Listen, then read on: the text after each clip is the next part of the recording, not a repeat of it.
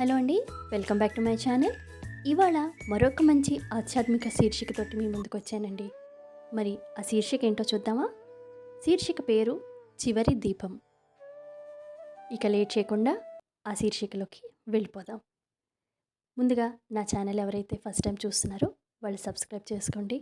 అలాగే నా స్టోరీ నచ్చితే షేర్ చేయండి. మీ చిన్న లైక్ నాకు ఇంకొంచెం సపోర్ట్గా, ప్రోత్సాహంగా ఉంటుంది కాబట్టి. మరి ఇక శీర్షికలోకి వెళ్ళిపోదామా?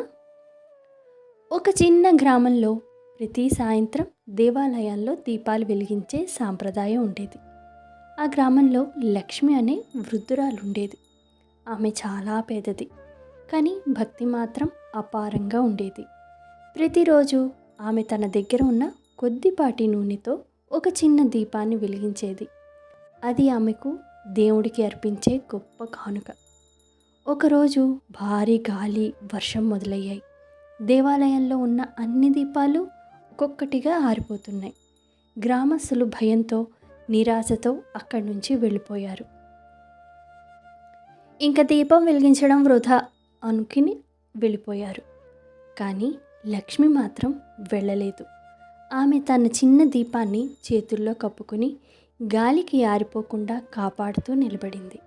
ఆమె నిశ్శబ్దంగా దేవుణ్ణి ప్రార్థించింది. ప్రభు, ఈ చిన్న వెలుగైనా నిలవాలి. గాలి ఇంకా బలంగా వీచింది. ఆమె చేతులు వణికాయి. దీపం ఎప్పుడైనా ఆరిపోవచ్చు. కానీ ఆ సమయంలో ఒక చిన్న అబ్బాయి వచ్చి అడిగాడు, అమ్మమ్మ, ఈ ఒక్క దీపంతో ఏమవుతుంది? లక్ష్మి చిరునవ్వుతో చెప్పింది, చీకటి ఎంత పెద్దదైనా ఒక చిన్న వెలుగు చాలు దాన్ని తగ్గించడానికి. ఆ అద్భుతం. ఆ చిన్న అబ్బాయి తన ఇంటికి వెళ్ళి ఒక దీపం తీసుకొచ్చాడు. మరో వ్యక్తి చూసి ఇంకో దీపం వెలిగించాడు. అలా ఒక్కొక్కరిగా గ్రామస్తులు తిరిగి వచ్చి దీపాలు వెలిగించారు. కొద్దిసేపట్లో దేవాలయం మళ్ళీ వెలుగులతో చక్కగా నిండిపోయింది. గ్రామస్తులు లక్ష్మిని చూసి ఆశ్చర్యపోయారు.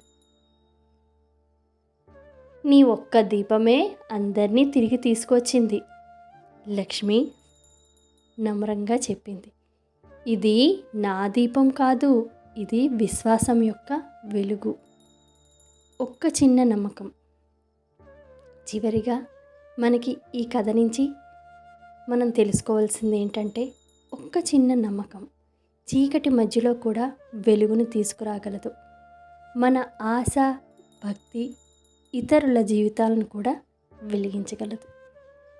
చిన్న ఆశతో మనం ఎదురు చూస్తే అదే కొండంత వెలుగై మనకి దారి చూపిస్తుంది, కాదంటారా? నా శీర్షిక నచ్చిందంటే లైక్ చేయండి, షేర్ చేయండి, అలాగే సబ్స్క్రైబ్ చేసుకోండి. మళ్ళీ మరొక మంచి శీర్షికతోటి మీ ముందుంటాం. అందరికీ నా ఈ శీర్షిక నచ్చిందని ఆశిస్తున్నాను. Thank you.